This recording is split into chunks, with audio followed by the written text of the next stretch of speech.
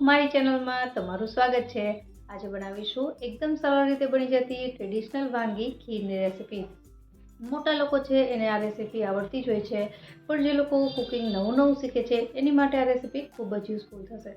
તો ચલો ફટાફટથી રેસિપી શરૂ કરીએ। અને રેસિપી પસંદ આવે તો વિડીયોને લાઈક અને ચેનલને સબસ્ક્રાઈબ કરવાનું ના ભૂલતા। તો અત્યારે મેં ખીર બનાવવા માટે જે ચોખા લીધા છે સુરતી કોલમ ચોખા છે। જો તમારી પાસે આ ચોખા ન હોય તો તમે કોઈ પણ ચોખા લઈ શકો। બાસમતી ચોખાની ખીર પણ સારી બને છે, અને જે નાના ગ્રેન્સ આવે છે જેમ કે જીરાસર ચોખા અથવા તો ખીચડિયા ચોખા એની પણ ખીર સારી બને છે। હવે અત્યારે આપણે એક બાઉલમાં એને લઈ લઈશું અને ત્યારબાદ એને પાણીથી સારી રીતે સાફ કરી અને ત્યારબાદ આ પાણી છે કાઢી અને ફરીથી થોડું પાણી ઉમેરી અને એને 10 થી 15 મિનિટ માટે પલળવા માટે રાખી દેવાના છે, એટલે ચોખા થોડા સોફ્ટ થઈ જશે। જ્યાં સુધી ચોખા પલળે છે ત્યાં સુધીમાં આપણે દૂધ જોઈ લઈએ। તો મેં અહીં 1 થી 1.5 લીટર જેટલું દૂધ લીધું છે, જે ફૂલ ફેટ છે। અહીં ફૂલ ફેટ દૂધનો જ ઉપયોગ કરવો, જેનાથી તમારી જે ખીર છે એકદમ ક્રીમી બનશે। તો જ્યારે પણ તમે ખીર બનાવો ત્યારે ખાસ યાદ રાખવું। અત્યારે મેં જે દૂધ લીધું છે અમૂલ ગોલ્ડ છે, જેમાં ફેટનું પ્રમાણ છે સારું એવું હોય છે, જેનાથી જ્યારે દૂધ ઉકળે છે ત્યારે ઓટોમેટિક જ એમાં ક્રીમી ટેક્સચર આવી જાય છે। તો હવે અહીં દૂધ છે ગરમ થઈ ગયું છે। એક વખત દૂધ ગરમ થાય એટલે આપણે જે ચોખા પલાળીને રાખ્યા તેમાંથી પાણી કાઢી અને પલાળેલા ચોખામાં એડ કરવાના છે।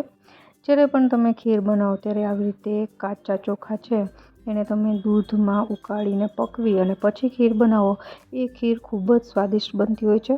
અને બીજી રીતે ઘણા લોકો ચોખાને રાંધી એટલે કે ભાત બનાવીને ત્યારબાદ એમાં દૂધ અને ખાંડ ઉમેરીને પણ બનાવતા હોય છે, પણ જ્યારે હું ખીર બનાવું છું ત્યારે ચોખા અંદર જ પકાવું છું।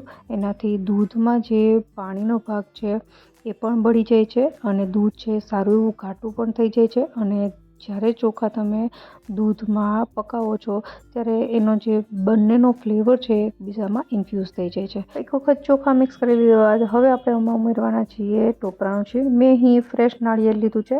જો તમારી પાસે ન હોય તો તમે સૂકા ટોપરાનું છીણ પણ ઉમેરી શકો। આનો સ્વાદ છે ખીરમાં ખૂબ જ સરસ આવે છે। અને આ જ સ્ટેજ ઉપર જો તમારે મખાણા ઉમેરવા હોય તો મખાણા પણ ઉમેરી શકો છો। અત્યારે મેં મખાણા નથી ઉમેર્યા।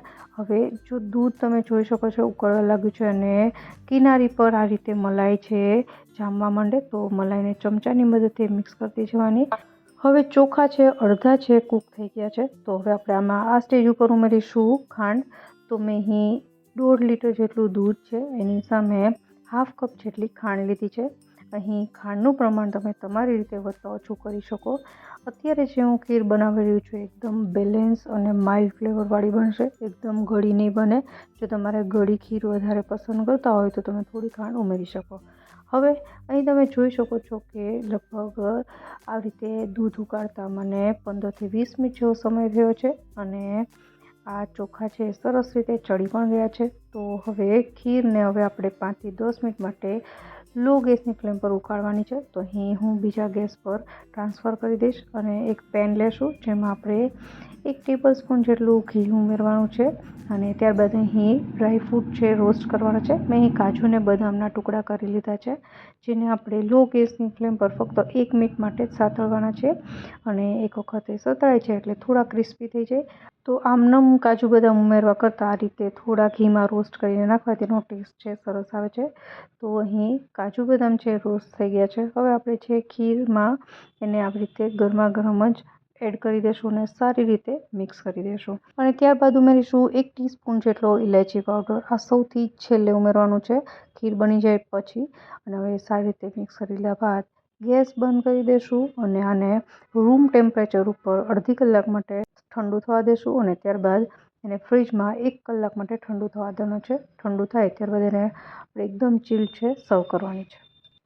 તો ઠંડુ થઈ ગયા પછી તમે આનું ટેક્સચર જોઈ શકો છો, એકદમ મલાઈદાર આપણી આ ખીર તૈયાર થઈ ગઈ છે, જેને મેં ફ્રીજમાં એકદમ ઠંડી કરીને પછી સર્વ કરી છે।